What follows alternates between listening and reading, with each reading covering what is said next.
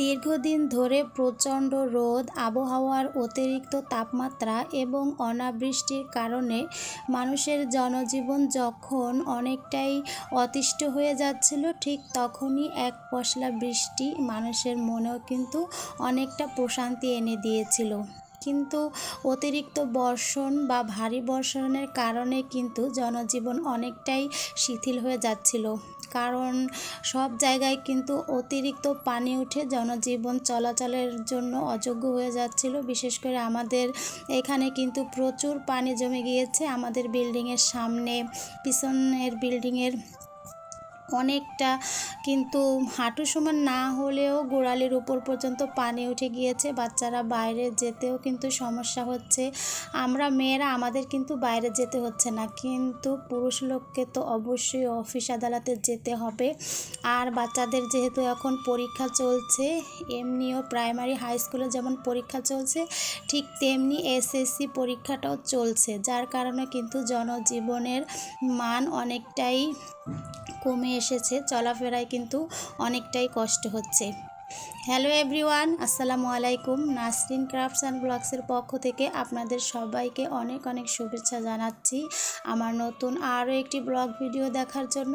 আশা করি যে যেখান থেকে আমার এই ভিডিওটি দেখছেন, আল্লাহ তাআলার অশেষ রহমতে সবাই ভালো আছেন। আমিও আলহামদুলিল্লাহ অনেকটাই ভালো আছি।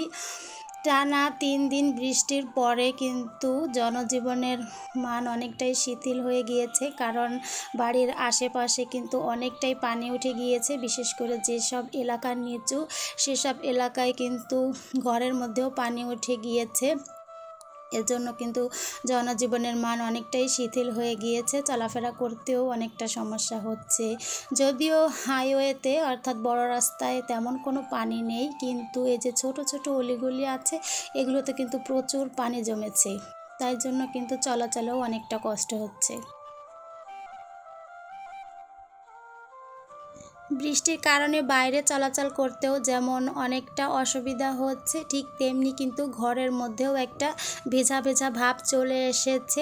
আর্দ্রতাটা অনেকটাই বেড়ে গিয়েছে, যার কারণে কিন্তু ঘর থেকে কেমন যেন একটা ব্যাড স্মেল আসছে। এজন্য কিন্তু আমি প্রায় ঘরে একটু রুম স্প্রে করে দিচ্ছি, যাতে একটু সুঘ্রাণ আসে। আর বিশেষ করে কাপড় চোপড়ের জন্য আরও একটু বেশি ব্যাড স্মেল আসছে, কারণ বৃষ্টির কারণে কিন্তু রোদ ওঠেনি। আর সেজন্য কিন্তু কাপড় চোপড়গুলো ঘরের মধ্যেই আমাদেরকে নেড়ে দিতে হচ্ছে, ফ্যান চালিয়ে শুকাতে হচ্ছে। আর আমি তো 2টা রুমেই রশি টানিয়ে নিয়েছি, কারণ বাইরে তো বৃষ্টি পড়ছে, কাপড় চোপড় নাড়ার কোনো উপায় নেই। এজন্য ঘরের মধ্যে রশি টানিয়ে তার মধ্যে সব কাপড়গুলো শুকিয়ে নিচ্ছি। এতে করে কিন্তু অনেকটাই একটু ব্যাড স্মেল আসছে, এজন্য একটু স্প্রে মেরে দিচ্ছি বারবার করে। আর বিছানার চাদরগুলো সব চেঞ্জ করে নিচ্ছি, কারণ 3 দিন বৃষ্টির পরে কিন্তু বিছানার চাদরগুলো অনেকটা ময়লা হয়ে গিয়েছে। এজন্য চাদরটা এখন একটু চেঞ্জ করে নিয়ে আর একটা চাদর বিছিয়ে দিলাম। আর ঘরের সব কাজ একটু গোছগাছ করে নিচ্ছি। আর ভিডিওর প্রথমে তো দেখতেই পেলেন, আমার নুজহাত ওই যে চাপটির মধ্যে সস দিয়ে রোল করে খেয়ে নিয়ে স্কুলে চলে গেছে। ওর পরীক্ষা চলছে, নুজহাতের আব্বুও চলে গিয়েছে।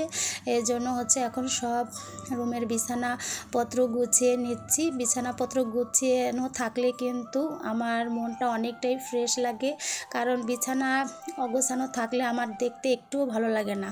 এজন্য আমি অন্যান্য কাজ করে নিয়েছি, তার সঙ্গে কিন্তু এখন বিছানাগুলো গুছিয়ে নিলাম সবগুলো। তারপর যে মশারিটা তো আমি সবসময় আমার এই যে কুরুশের তৈরি কভারটার ভিতরেই রেখে দিই। এভাবে মশারি কাভারের মধ্যে রেখে দিলে কিন্তু বিছানাটা আর এলোমেলো থাকে না। বিছানার পাশে বা বিছানার উপরে মশারিটা টানিয়ে রাখলে দেখতে খারাপ লাগে। এজন্য আমি, যেহেতু আমার 3টা বেড, এজন্য 3টা মশারি এভাবে কাভারের মধ্যে রেখে দিয়ে বিছানার এক সাইডে রেখে দেই, তাহলে দেখতেও অনেকটা ভালো লাগে। আর বিছানার উপরে তো সব সময় একটা কাঁথা রেখেই দিতে হয়, কারণ নুজহাতের আব্বুর সব সময় একটা কাঁথা সবসময় প্রয়োজন হয়। এজন্য ওটা সবসময় বিছানার উপর রেখে দেই। আর 3 দিন বৃষ্টির পর যেহেতু একটু রোদ উঠেছে আজকে, এজন্য হচ্ছে আমি বিছানার চাদরগুলো সব ধুয়ে শুকিয়ে নিয়েছি আর সবগুলো এখন ভাঁজ করে হচ্ছে ওয়ারড্রোবের মধ্যে রেখে দিব। যেহেতু আমার 3টা বেড, তাই 3টা বেডেই কিন্তু আমি একসঙ্গেই বিছানার চাদর বিছিয়ে নেই। আবার যখন এগুলো ধোয়ার প্রয়োজন হয় তাহলে কিন্তু ওই 3টাই আবার একসঙ্গে তুলে ধুয়ে আবার হচ্ছে 3টা বিছিয়ে দেই। এভাবে কাজ করলে আমার কাছে অনেকটাই সহজ মনে হয়। একদিন একটা তুললাম ধুয়ে দিলাম, অন্যদিন আবার একটা ধুয়ে দিলাম, এতে আমার অনেকটাই বিরক্ত লাগে। এজন্যই যখন চাদর তুলি একসঙ্গেই তুলি, আবার যখন বিছিয়ে দিই তখন 3টা চাদর একসঙ্গেই বিছিয়ে দিই। যেহেতু চারিদিকে এখন বিশ্বকাপ খেলার টানটান উত্তেজনা এবং উদ্দীপনা চলছে, সবাই খুব আগ্রহের সহকারে যার যার যেই দলকে সাপোর্ট করে তাদের খেলাগুলো খুব উপভোগ করছে আনন্দ সহকারে। তো বৃষ্টি হোক আর যাই হোক, কোনো কিছুই কিন্তু ওদের বাধা মানছে না। আর এই বিশ্বকাপ খেলার আনন্দ কিন্তু আমার ঘরেও লেগেছে, তার আনন্দের ছোঁয়াও আমার ঘরে লেগেছে। এই যে দেখুন অনেকগুলো বাঁশি, এই বাঁশিগুলো কিন্তু আমার ছেলের বন্ধুরা কিনে হচ্ছে ওর কাছে রেখে দিয়েছে, কারণ বাড়িতে নিয়ে গেলে বাবা মা বকবে, এজন্য হচ্ছে আমার ছেলের কাছে রেখে গিয়েছে। তাই এগুলো আপনাদেরকে একটু দেখিয়ে দিলাম। আর এই বাঁশিগুলো কিন্তু অনেক বড় বড় 4 লেয়ারের বাঁশি, এগুলো বাজালে কিন্তু প্রচণ্ড বিরক্ত লাগে। আর আপনাদের কোথায় কেমন আনন্দ হচ্ছে তা কিন্তু বলতে পারবো না, তবে আমাদের এলাকায় কিন্তু প্রচুর আনন্দ হচ্ছে। বিশেষ করে আমাদের এই যে মোড়ে প্রজেক্টর টানিয়ে বাচ্চারা খেলা দেখে, আর যখনই হচ্ছে গোল হয় তখনই হচ্ছে এই বাঁশিগুলো খুব প্রচণ্ড জোরে বাজায়। আর তখন কিন্তু বেশিরভাগ খেলাই কিন্তু রাতে হয়, তো শুনতে কিন্তু অনেকটা বিরক্ত লাগে। শুধু যে একা বাজায় তা কিন্তু না, যখন তারা যে দলকে সাপোর্ট করে তারা যখন জিতে যায়, বিশেষ করে অধিকাংশ মানুষই তো আর্জেন্টিনার সাপোর্ট করে, তো যখন তাদের পছন্দের দলটা জিতে যায়, বিশ্বাস করেন যত রাতই হোক না কেন দল বেঁধে সবাই এত পরিমাণে বাঁশি বাজিয়ে চারিদিকের এলাকা রাউন্ড দেয়, তখন কিন্তু যেমন আনন্দও লাগে তেমন কিন্তু বিরক্তও লাগে। প্রচণ্ড গরমের পরে এক পশলা বৃষ্টি কিন্তু মানুষের জীবনে অনাবিল সুখ ও আনন্দ বয়ে নিয়ে আসে, কিন্তু এই বৃষ্টি যখন অতিবৃষ্টি এবং ভারী বর্ষণে পরিণত হয় তখন কিন্তু জনজীবনের যাত্রাও কিন্তু অনেকটাই শিথিল হয়ে আসে। আমাদের এখানে কিন্তু প্রচুর পানি জমে গিয়েছে, আর বিশেষ করে বাচ্চাদের বেশি সমস্যা হচ্ছে যারা এবার এইচএসসি পরীক্ষা দিচ্ছে। তবে টেলিভিশনে নিউজ দেখেছি এইচএসসি পরীক্ষার্থী যারা চট্টগ্রাম বোর্ডের আছেন তাদের কিন্তু পরীক্ষাটা বোর্ড কর্তৃক অফ হয়ে গিয়েছে প্রচুর পানির কারণে, কিন্তু কুমিল্লা বোর্ডের পরীক্ষাটা কিন্তু এখনও বন্ধ হয়নি। নিউজে দেখতে পেলাম বাচ্চারা কিন্তু হাঁটুর সমান পানি পার করে তারপরে হচ্ছে সেন্টারে পরীক্ষা দিতে যাচ্ছে, এবং সেন্টারেও দেখলাম বেঞ্চগুলো কিন্তু অনেকটাই ডুবে গিয়েছে। তবে কেন যে কুমিল্লা বোর্ডের কর্তৃপক্ষ পরীক্ষাটা বন্ধ করলো না সেটা বুঝতে পারছি না। এতে কিন্তু বাচ্চাদের অনেকটাই ক্ষতি হচ্ছে, পরীক্ষা দিতে যেতেও যেমন সমস্যা হচ্ছে তেমনি সেন্টারে গিয়েও পানির মুখোমুখি হয়ে তাদের কিন্তু লিখতেও সমস্যা হচ্ছে। এই যে আমাদের এখানের পানির অবস্থাটা আপনাদের একটু দেখিয়ে দিলাম, প্রচণ্ড পানি হয়েছে। আর ওই যে বললাম না ঘরের মধ্যে রশি টানিয়ে কাপড় শুকাচ্ছি, এই যে দেখুন ঘরের মধ্যে রশি টানিয়ে কাপড়গুলো দিয়ে দিচ্ছি। দেখতে ভালো লাগুক আর নাই লাগুক কাপড়গুলো তো শুকাতে হবে, এর জন্যই হচ্ছে এভাবে রশি টানিয়ে কাপড়গুলো শুকিয়ে নিচ্ছি। আর অফ ক্যামেরায় আমি হচ্ছে যেভাবে রান্না করি সেটাই হচ্ছে আপনাদেরকে আজকে একটু দেখিয়ে দিচ্ছি। এই যে অফ ক্যামেরায় হচ্ছে আমি সব সময় আমার পুরনো কড়াইগুলোতে রান্না করি। জানি না আপনারা কি মনে করবেন, কিন্তু হচ্ছে আমি সব সময় অফ ক্যামেরায় আমার এই ননস্টিকের নিজে তৈরি করা ননস্টিকের কড়াইগুলোতে রান্না করি। প্রথম হচ্ছে কড়াইগুলো আমি মেজে পরিষ্কার রাখি, কিন্তু দীর্ঘদিন ধরে ব্যবহারের ফলে কিন্তু এই কড়াইগুলোতে আস্তে আস্তে তেলের দাগগুলো লেগে কিন্তু কালো কালো হয়ে যায়। তো তখন ওইগুলো আর আমি পরিষ্কার করি না, নিজেই ননস্টিকের কড়াইগুলো তৈরি করে নেই। আসলে ননস্টিকের কড়াইতে রান্না করে খাওয়া কিন্তু প্রচণ্ড ক্ষতিকর। এখানে যে কালো কালো পরতগুলো থাকে এগুলো কিন্তু অনেকটাই শরীরের জন্য ক্ষতিকর। আমি নিউজে দেখেছি এবং নিউজ পেপারেও পড়েছি। কিন্তু ওই যে আমরা ভিডিও করি ওখানে তো সবসময় আমাদের তৈরি ননস্টিকের হাঁড়ি কড়াইগুলো দেখলে কিন্তু অনেকেই অনেকটা খারাপ মনে করবে। এজন্য হচ্ছে অফ ক্যামেরায় আমি এই আমার তৈরি ননস্টিকের কড়াইগুলোতে আমি রান্না করে নিই। আর ওই যে যখন ভিডিও করি তখন হচ্ছে নতুন নতুন কড়াইগুলো নামিয়ে রান্না করি। আমি কিন্তু অনেক নিউজে দেখেছি এই ননস্টিকের কড়াইতে রান্না করে খাওয়া দাওয়া করতে করতে যখন স্টিকের এই যে কালো কালো পরতগুলো উঠে যায় এগুলো কিন্তু তরকারির সঙ্গেই আস্তে আস্তে মিশে যে খাবারের মাধ্যমে আমাদের শরীরে যায়, তখন কিন্তু আস্তে আস্তে আমাদের শরীরের অনেকটাই ক্ষতি হয়।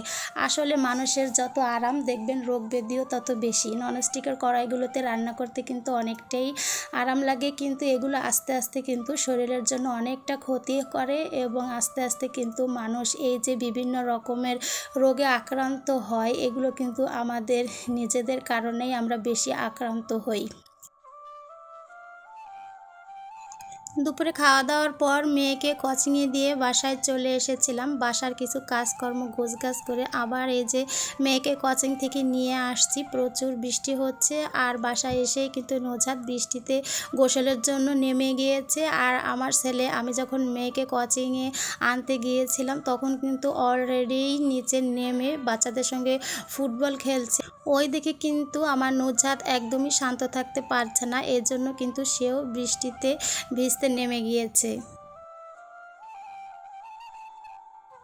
এখন হচ্ছে মাগরিবের সালাদটা আদায় করে নিয়ে তারপরে হচ্ছে এই যে গ্লাসের ট্রেটা আমি একটু সেটিং করে নিচ্ছি। এটা হচ্ছে আমি ধুয়ে রেখে দিয়েছিলাম, এখন ওটাই সেটিং করে আবার গ্লাসের দানিতে রেখে দিব। এই ট্রেটা কিন্তু আমার জন্য অনেকটাই কার্যকরী, কারণ এই গ্লাসদানিটার নিচে কিন্তু একটা এক্সট্রা ট্রে রয়েছে। তো গ্লাস যখন আমরা পানি খেয়ে রেখে দেই তখন কিন্তু ওর মধ্যে 2-1 ফোঁটা পানি থাকে। নিচে এই ট্রেটা থাকার কারণে ওই পানিটা কিন্তু ট্রেতে জমা হয়। আমি কয়েকদিন পর পর ওই ট্রেটা পরিষ্কার করে দেই, যার ফলে কিন্তু ট্রের নিচে কোনো পানিও জমা হয় না আর ট্রেটা কিন্তু খুব দ্রুত নোংরাও হয় না।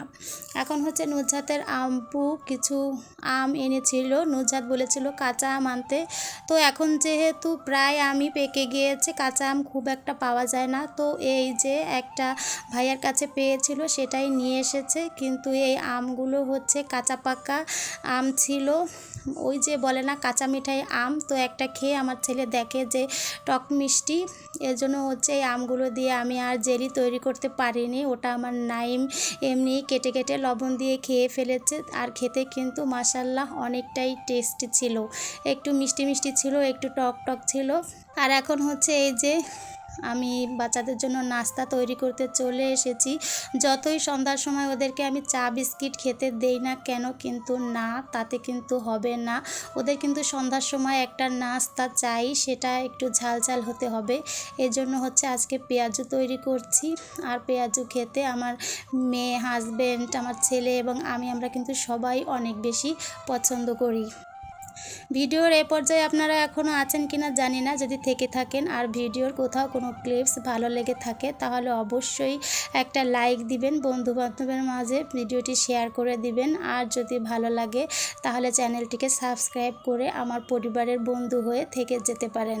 আর পাশে থাকা অল অপশনটিকে অবশ্যই প্রেস করে রাখবেন, যাতে করে আমি নতুন কোনো ভিডিও আপলোড করলে খুব সহজেই নোটিফিকেশন আপনার মোবাইলে পৌঁছে যায়, আপনি আপনার সময় সুযোগ মতো ভিডিওটি দেখে নিতে পারবেন। এই তো প্রথমবার যে পেঁয়াজগুলো ভাজতে দিয়েছিলাম আলহামদুলিল্লাহ সেগুলো ভাজা হয়ে গিয়েছে এবং এগুলো আমি আমার বাচ্চাদেরকে খেতে দিয়েছি। আর বাকি যে পেঁয়াজের খামিরটুকু ছিল সেটুকু দিয়ে আবারও ভেজে নিচ্ছি।